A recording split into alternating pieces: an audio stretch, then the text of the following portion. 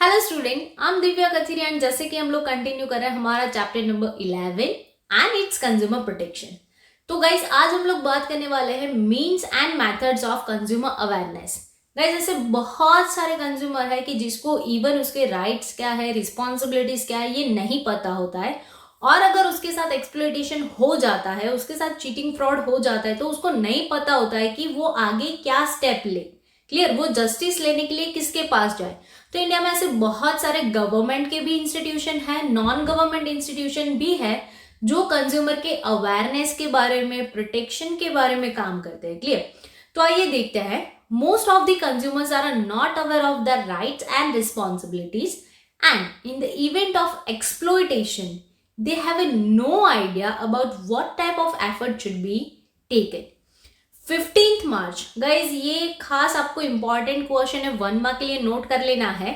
15th मार्च को world consumer rights day के तरीके से सेलिब्रेट किया जाता है। क्लियर, तो 1 मार्क के लिए क्वेश्चन पूछा जा सकता है अल्टरनेटिव 15 मार्च को कौन सा वाला डे है, या तो फिर वर्ल्ड कंज्यूमर राइट डे कौन सी डेट पे आता है। क्लियर, तो उसमें मेनली हमारे पास कुछ ऑर्गेनाइजेशंस हैं। तो फर्स्ट ऑफ ऑल है लोक अदालत।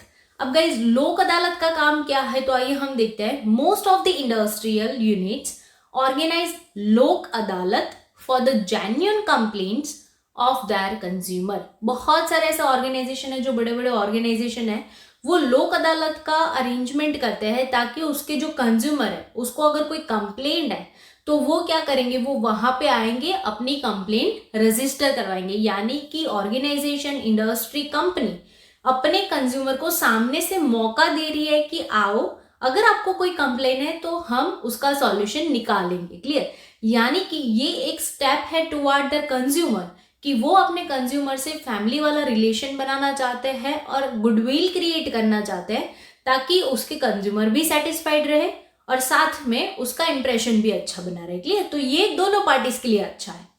Consumer represent his case in this court. और कंज्यूमर क्या करेगा, अगर किसी को कोई प्रॉब्लम है, कंप्लेन है, तो वो अपना केस ये कोर्ट में रिप्रेजेंट करेगा। This court enables a quick effective redressal of the consumers complain at a low cost.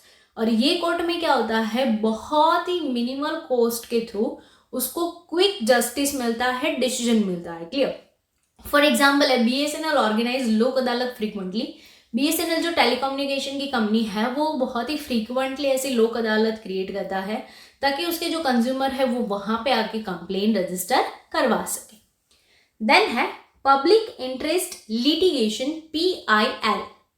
Everyone is not capable to file complain individually.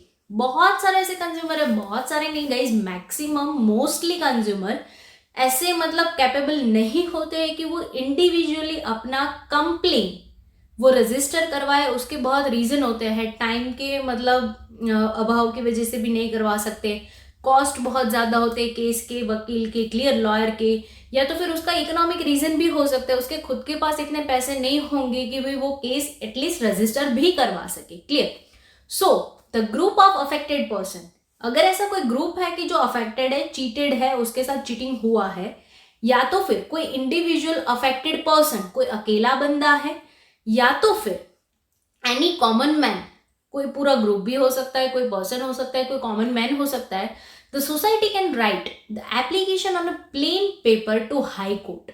और ये अगर ऐसा कोई भी बंदा है, कोई ग्रुप है, कोई बहुत ही मतलब सामान्य इंसान भी है, तो ये एक प्लेन पेपर, व्हाइट पेपर पे अपना कंप्लेन राइट करके कोर्ट में भी दे सकता है। क्लियर, और वो भी कौन से कोर्ट में, हाई कोर्ट में।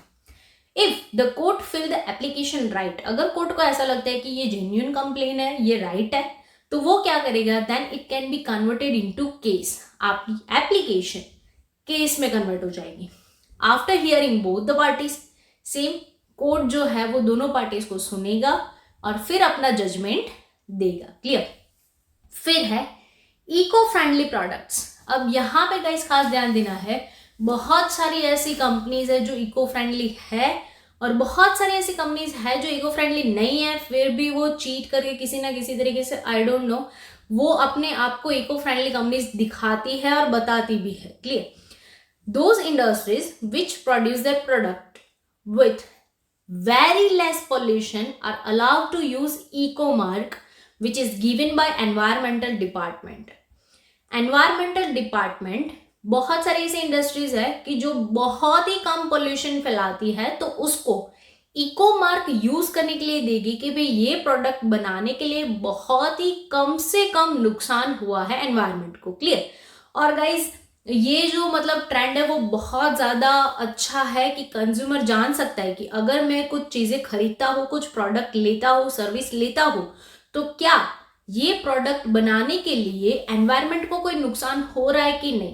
क्लियर।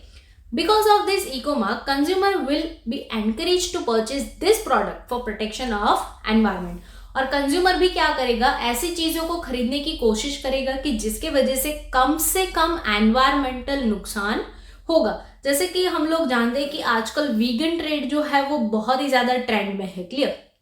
उसका मोटिव क्या है कि भाई जो एनिमल से बनी चीजें होगी, मतलब वो ये जो वीगन कम्युनिटी है वो कंज्यूम नहीं करती। उसका रीजन ये है कि ज्यादा से ज्यादा एनिमल को प्रोटेक्ट किया जाए, उसको नुकसान ना पहुंचाया जाए, कि ताकि बहुत सारे ऐसे मतलब जो फार्मर्स होते हैं, जो एनिमल्स का हस्बेंड्री का जो भी बिजनेस करते हैं, वो क्या करते हैं, ज्यादा से ज्यादा एनिमल को मतलब थोड़ी हार्मफुल इफेक्ट पहुंचाते हैं ताकि वो प्रोडक्ट ज्यादा से ज्यादा बेच सके और पैसे कमा सके। क्लियर।